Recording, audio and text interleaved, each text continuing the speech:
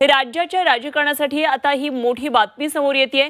मुंबईच्या राजभवनामध्ये सकाळी शपथविधीचा आज कार्यक्रम होणार आहे आणि राष्ट्रवादीचे नेते छगन भुजबळ हे राज्याच्या मंत्रिपदाची शपथ घेणार आहेत। सकाळी 10 वाजता हा शपथविधीचा कार्यक्रम होणार आहे।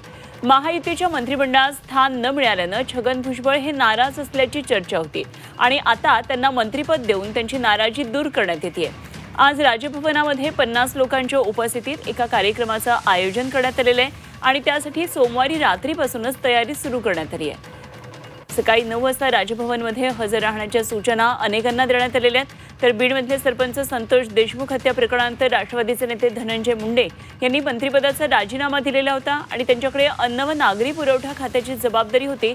आता तेच खातं राष्ट्रवादीचे नेते छगन भुजबळांना देण्यात येणार असल्याची चर्चा आहे। आगामी स्थानिक स्वराज्य संस्थांच्या निवडणुकीत ओबीसी मतदार आपल्या सोबत राहण्यासाठी महायुतीकडून आणि अजित पवारांच्या राष्ट्रवादीने ही खेळी खेळल्याची चर्चा आहे।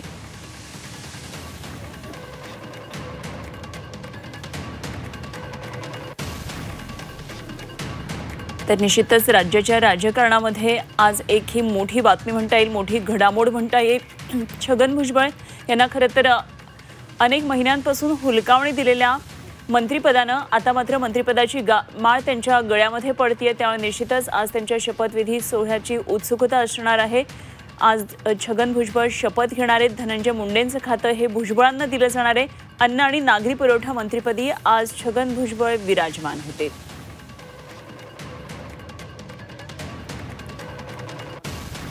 आणि या संदर्भात सविस्तर चर्चा करूया। आमचे प्रतिनिधी सध्या आपल्याबरोबर जोडले गेलेले आहेत। सीमा आढे आणि ओम देशमुख या दोघांबरोबरही आपण या संदर्भातली चर्चा करूया आणि सर्वात आधी सीमाकडे जाऊया। सीमा, भुजबळांना खरं तर अनेक महिन्यांपासून मंत्रिपदापासून लांब ठेवलेलं आहे। नाराजी अनेकदा त्यांनी व्यक्त केली, जाहीररित्या सुद्धा त्यांची नाराजी अगदी सगळीकडे दिसत होती, मग ती शेरोशायरीच्या माध्यमातून असू देत किंवा कवितेच्या माध्यमातून।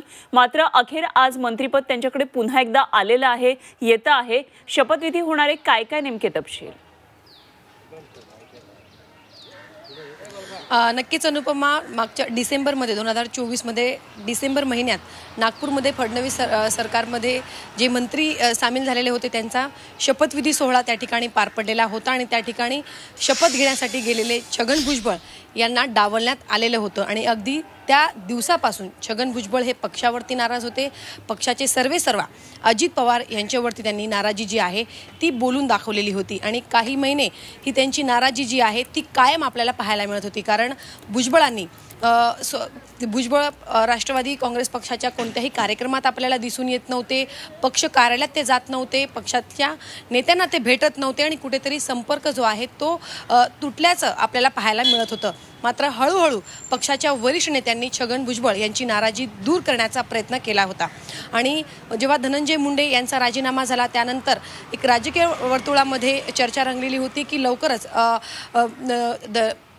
छगन भुजबळ यांच्या गळ्यामध्ये मंत्रिपदाची माळ पडेल आणि त्या संदर्भातल्या अनेक घडामोडी सुद्धा आपल्याला घडताना पाहायला मिळत होत्या आणि हळूहळू छगन भुजबळ देखील पक्षाच्या नेत्यांना भेटू लागले, पक्ष कार्यालयात ते हजेरी लावू लागले, सोबतच पक्षाच्या अनेक बैठका या सगळ्या पार पडल्या आणि त्यांची नाराजी कुठेतरी हळूहळू जी आहे ती दूर होत होती आणि आज अखेर त्यांचा शपथविधी सोहळा 10 वाजता राजभवनामध्ये पार पडणार आहे। ते मंत्रिपदाची शपथ घेतील आणि छगन भुजबळ यांच्यासह एक ओबीसी समाजाची जी प्रचंड नाराजी होती ती स्थानिक स्वराज्य संस्थांच्या निवडणुकीच्या पार्श्वभूमीवरती महायुतीला परवडणारी नव्हती। त्यामुळे छगन भुजबळ यांना मंत्रिमंडळात सामील करून घेऊन एकीकडे छगन भुजबळ यांची नाराजी दूर करण्याचा प्रयत्न आहे तर दुसरीकडे ओबीसी समाजाला सुद्धा खुश करण्याचा प्रयत्न जो आहे। निश्चितच सीमा, आपल्याबरोबर ओम सुद्धा आहे। ओमकडून या शपथविधी सोहळ्यासंदर्भातली आणखी माहिती जाणून घेऊया। ओम, आज 10 वाजता हा शपथविधीचा कार्यक्रम होणार आहे आणि छगन भुजबळ यांना मंत्रिपद मिळणार आहे, त्यामुळे निश्चितच एक वेगळी तयारी कालपासून दिसते असं कळतंय। कसा नेमका हा सगळा कार्यक्रम असणार आहे, कोण कोण निमंत्रित असणार आहे, कशा पद्धतीनं हा शपथविधी सोहळा होणार आहे? अनुपमा, खरं तर रात्री 9:15 ते 9:30च्या सुमारास भुजबळांच्या शपथविधीच्या संदर्भामध्ये निश्चितता झाली आणि त्यानंतर खऱ्या अर्थानं चक्र फिरायला सुरुवात झाली। 9:30च्या आसपास पोलिसांना बोलवण्यात आलं। कशा प्रकारची सुरक्षा व्यवस्था असेल किंवा काय एकंदर सगळी गोष्ट असेल या सगळ्याबाबत चाचपणी झाली, सुरक्षा तैनात करण्यात आली आणि एकंदर जी प्रक्रिया असते ती शासनाकडनं निमंत्रण पत्रिका किंवा या सगळ्या सोहळ्याची निमंत्रणं पाठवणं असेल या सगळ्या प्रक्रिया काल पार पडल्या. परंतु काही महत्त्वाचे मुद्दे खऱ्या अर्थाने या निमित्तानं चर्चेने जाणं खूप आवश्यक आहे. ज्या पद्धतीनं छगन भुजबळ यांनी पुन्हा एकदा मंत्रिमंडळामध्ये एंट्री घेतली आहे हा सगळाच प्रकार एकंदर खूप इंटरेस्टिंग आहे. जहा नाही चैना वहा नाही रहना अशा प्रकारची भाषा केलेल्या छगन भुजबळांची पुन्हा एकदा मंत्रिमंडळामध्ये एंट्री होते. खऱ्या अर्थानं अजित पवार आणि छगन भुजबळ यांच्यातलं जे काही सख्य होतं त्याची चर्चा सुद्धा गेल्या अनेक महिन्यांमध्ये दिसून आली. मंत्रिमंडळातून डाबल नसेल, राज्यसभेबंद त्यांना डाबल नसेल किंवा इतर गोष्टी असतील त्यामधून भुजबळ प्रचंड प्रमाणात नाराज झाले. त्यांची भाजपसोबतची पर्यायाने देवेंद्र फडणवीसांसोबतची जवळीक वाढली आणि सरतेशेवटी आज त्यांचा मंत्रिमंडळामध्ये समावेश होतोय. यामध्ये आता प्रश्न असा निर्माण झालाय की भुजबळांचा हा समावेश नेमका झाला कुणामुळे, भाजपमुळे की राष्ट्रवादीमुळे? कारण भाजपमधला खूप मोठा गट आणि विशेषत्वानं भाजपच्या पक्षश्रेष्ठींचा आग्रह होता की भुजबळ मंत्रिमंडळामध्ये हवेत, परंतु तो शब्द पाळला गेला नव्हता.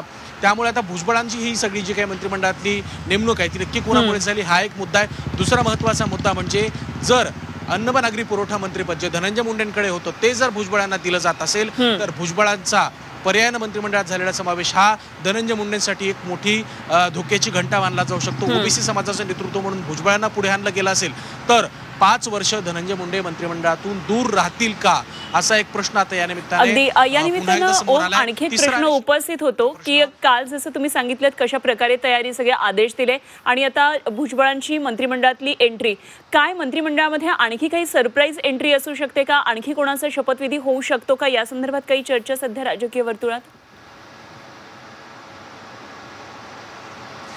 निश्चितच अनुपमा, जर आपण ती कार्यक्रमाची पत्रिका पाहिली असेल, इन्व्हिटेशनचं आपण जर ती जे राजभवनाकडनं जारी करण्यात आलं होतं त्यातला जर आपण उल्लेख पाहिला तर सदस्यांचा शपथविधी अशा प्रकारचा उल्लेख केलेला आहे. मुळामध्ये भाजपकडलं एक आणि राष्ट्रवादीकडलं एक अशी 2 मंत्रिपद सध्या राज्याच्या मंत्रिमंडळामध्ये रिक्त आहेत. भाजपमध्ये सुद्धा अनेक प्रकारचे नाराज आहेत, अनेक प्रकारचे उत्सुक आहेत, ज्येष्ठ नेते आहेत.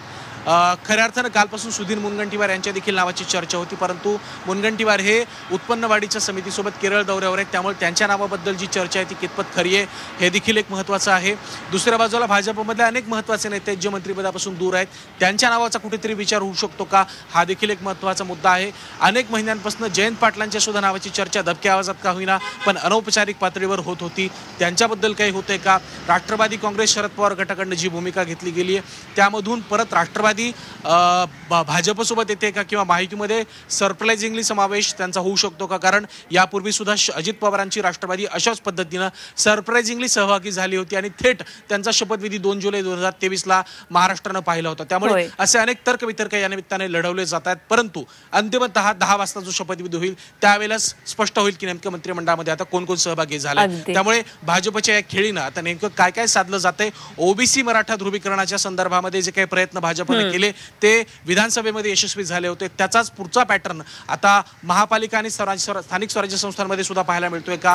असे अनेक कंगोरे भुजबळांच्या शपथविधीमुळे आता आपल्याला पाहावे लागणार. त्यामुळे नक्की काय घडतंय पाहणं इंटरेस्टिंग असेल. निश्चितच. ओम, धन्यवाद दिलेल्या या सगळ्या सविस्तर तपशिलांसाठी, केलेल्या विश्लेषणासाठी आणि सीमा धन्यवाद दिलेल्या सगळ्या अपडेट माहितीसाठी.